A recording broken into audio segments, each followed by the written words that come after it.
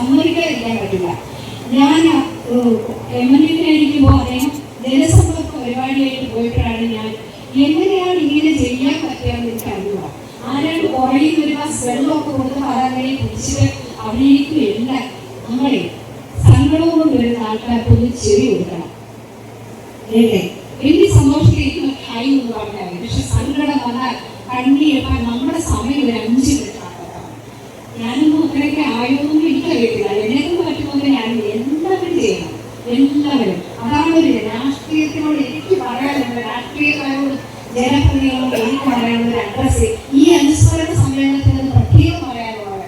ഞാൻ സത്യമായിട്ട് കണ്ടിട്ട് രാഷ്ട്രീയമായിട്ട് ഒരുപാട് യോജിപ്പുകളൊക്കെ എല്ലാവർക്കും കാണും.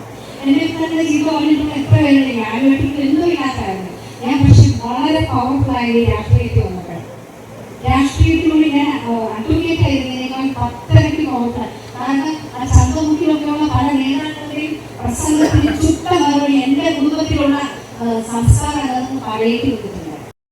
നേതാക്കന്മാരെ ഇവിടെ എത്തിച്ചേർന്നിട്ടുള്ള പ്രിയപ്പെട്ട അദ്ദേഹത്തിനെ അനുസ്മരിക്കാൻ എത്തിയിട്ടുള്ള എല്ലാ ബഹുമാന്യ വ്യക്തികളെ, ഏറ്റവും പ്രിയങ്കരായിട്ടുള്ള മാധ്യമ സുഹൃത്തുക്കളെ, ഉമ്മൻചാണ്ടി സാറിനെ പറ്റി അനുസ്മരിക്കാനാണ് ഞാനിവിടെ വന്നത്. അദ്ദേഹത്തിന് ഉള്ളപ്പം 3 പേര് MLA ആയിരുന്ന ഒരാളെന്നുള്ളതിൽ.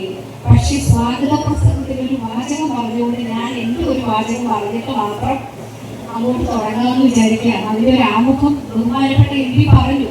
എല്ലാവരും ആകാംക്ഷയോടെ ഐഷാപ്പൂറ്റി വന്നാൽ എന്താണ് പറയാൻ പോകുന്നതെന്ന് ഓർക്കുകയായിരുന്നു അല്ലേ? പക്ഷേ കോൺഗ്രസിന്റെ കമ്മിറ്റി നിങ്ങളെല്ലാം എനിക്ക് തരുന്ന സ്നേഹം ഇപ്പോഴുള്ളതല്ല. എത്രയോ വർഷങ്ങൾ ഈ ഓരോ എല്ലാവരുടെ പേര് ഞാൻ ഓരോരുത്തരായിട്ട് പറയുന്നില്ല. എല്ലാവരും ഇവിടെ ഇരിക്കുന്നവരെ മുഴുവൻ ആൾക്കാരും നമ്മുടെ അയ്യമാനും സാർ ഉൾപ്പെടെയുണ്ട്. പേര് വന്നിരുന്നു. എല്ലാവരും ഇവിടെ ഇരിക്കുന്ന മുഴുവൻ ആൾക്കാർ, അതുപോലെ ഇവിടെ ഈ മുഖങ്ങളെല്ലാം എത്രയോ വർഷമായിട്ട് എനിക്ക് ഏറ്റവും പരിചിതമാണ്. ഈ കാന്റീനിൽ അദ്ദേഹത്തിനെ പക്ഷെ ഞാൻ വല്ലപ്പോഴും അവിടെ അസംബ്ലിയിൽ എന്തെങ്കിലും ഫംഗ്ഷൻ വരുമ്പോൾ മാത്രമേ കണ്ടിരുന്നു. ഇപ്പോഴാണ് ആക്റ്റീവായിട്ടെല്ലാം എല്ലായിടത്തും വന്നിട്ടുള്ളത്. അതൊക്കെ സന്തോഷം. നിങ്ങൾ തന്ന സ്നേഹത്തിന് ഞാൻ ഒരുപാട് നന്ദി പറയുന്നു. പക്ഷേ ഞാൻ കോൺഗ്രസിൽ ചേരാൻ വേണ്ടിയല്ല ഇവിടെ വരുന്നത്. മനസ്സിലായോ? ഞാനൊരു പാർലമെന്ററി മോഹിയല്ല. സത്യം, ഞാനൊരു പാർലമെന്ററി മോഹിയല്ല. ഒരു സ്ഥാനത്തിന് വേണ്ടി ഒരിടത്ത് പോകുന്നതല്ല. പ്രസ്ഥാനത്തിന്റെ കമ്മിറ്റികളിൽ നിന്നും ചുമതലകളിൽ നിന്നും മാറിയതിന്റെ കാരണം ഞാൻ MLA അതായത് 2 വർഷം ഭയങ്കരമായിട്ട് വർക്ക് ചെയ്തപ്പോൾ എനിക്കുണ്ടായ ചില അപകടങ്ങളിലൂടെ എനിക്ക് കാലിന്റെ പ്രശ്നം വന്നു. ബാക്ക് പെയിൻ വന്നിട്ട് കുറേ ട്രീറ്റ്മെന്റ് ചെയ്യേണ്ടി വന്നു. കുറേ ട്രീറ്റ്മെന്റ്. അത് ഇപ്പം എല്ലാം ഓക്കെ ആയിട്ടുണ്ട്. നല്ലപോലെ എല്ലാം ഓക്കെ ആയിട്ടുണ്ട്. അതുകൊണ്ടാണ് ഞാൻ അവിടെ എനിക്ക് വരാൻ പറ്റില്ല, കമ്മിറ്റിയിൽ നിന്ന് ഒഴിവാക്കണം എന്ന് പറഞ്ഞത്.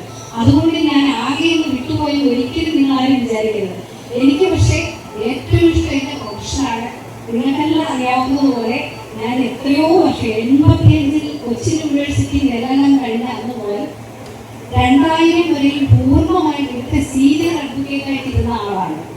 അങ്ങനെ ഇരിക്കുമ്പോഴാണ് ജില്ലാ ഡിവിഷനിലെ മത്സരം വന്നിട്ട് എന്നോട് മത്സരിക്കാൻ പറഞ്ഞ് പറ്റില്ല എന്ന് പറഞ്ഞതാണ്.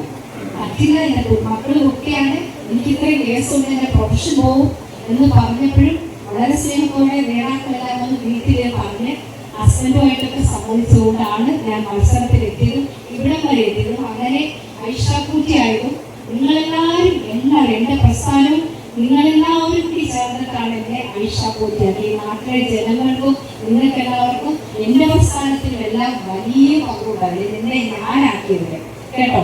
ഒരിക്കലും അത് നന്ദിയായിട്ട് കാണിക്കുന്നത്. ഇത് 2 ദിവസം കൊണ്ട് സോഷ്യൽ മീഡിയയിൽ ഞാൻ വളരെ സൈലന്റ് ആണ്. ഞാൻ സോഷ്യൽ മീഡിയയിൽ ആക്റ്റീവ് അല്ല.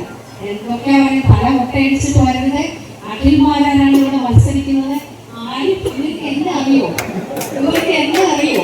ഞാൻ ആരാണെന്ന് അറിയുന്ന ആരെങ്കിലും ഉണ്ടോ? എനിക്ക് മനസ്സിലാവുന്നതാണ്. നമ്മളെന്താണ് പൊല്ലാതെ അത് ഞാൻ ആ സ്വാഗതം പറഞ്ഞുകൊണ്ടാണ്. ബഹുമാനപ്പെട്ട MP കൃത്യമായിട്ട് പറയും, നിങ്ങൾ എന്നും എനിക്ക് ഞാൻ ഇടതുപക്ഷത്തിരിക്കുമ്പോൾ മത്സരിക്കുമ്പോൾ തന്നെ എല്ലാവരും സ്നേഹത്തോടെ വോട്ട് ചെയ്തിരുന്നതാണെന്ന് ഞാൻ പറയുന്നത്. കാരണം നിങ്ങളുടെ പ്രസ്ഥാനത്തിന് അത് ചെയ്യാൻ പാടില്ലല്ലോ. നമ്മുടെ പ്രസ്ഥാനത്തിന് എന്തെങ്കിലും ഒരുപാട് സപ്പോർട്ട് ഈ നാടാണ് എന്തെങ്കിലാക്കിയത്. ഒരു സ്ഥാനാർത്ഥിയായതുകൊണ്ട് ജയിക്കണമെങ്കിൽ എന്താ വേണ്ടത്? നന്നായിട്ട് ജോലി ചെയ്യണം, ജനങ്ങൾ ചെയ്യണം. നാട്ടിലെ ജനങ്ങളല്ലേ വലുത്. അവരെല്ലാവരും കൂടിയല്ലേ നമ്മളെ ഒരാളാക്കുന്നത്. അവരെ ഏൽപ്പിച്ചിരുന്ന ജോലി ഭംഗിയായിട്ട് ചെയ്യണം, കഠിനാധ്വാനം ചെയ്യണം. ഞാനൊക്കെ എനിക്ക് അഭിമാനത്തോടെ പറയാം, 5 മിനിറ്റ് മഴക്കാതെ ഈ 15 കൊല്ലം ഈ കൊട്ടാരക്കരയിൽ എത്ര മാറ്റം ഉണ്ടാക്കി നിങ്ങൾ ആലോചിച്ചു. സിവിൽ സ്റ്റേഷൻ ഞാൻ കണക്ക് പറയാനല്ല, ആൾക്കാർ 2 ദിവസം കൊണ്ട് പൊങ്കാലയിടുന്നുണ്ട് ഇവിടെ. അതിനുള്ളൊരു മറുപടിയാണ് കേട്ടോ. ഞാൻ എന്നും നിങ്ങളെയൊക്കെ കൂടെ ഉണ്ടാവും, എല്ലാ ജനങ്ങളുടെ കൂടെ ഉണ്ടാവും. എൻ്റെ പ്രാക്ടീസ് നന്നായിട്ട് കൊണ്ടുപോയി ഞാൻ ഏറ്റവും ഇഷ്ടപ്പെടുന്നത് എൻ്റെ ജൂനിയേഴ്സ് പിള്ളേരെ കൊണ്ട്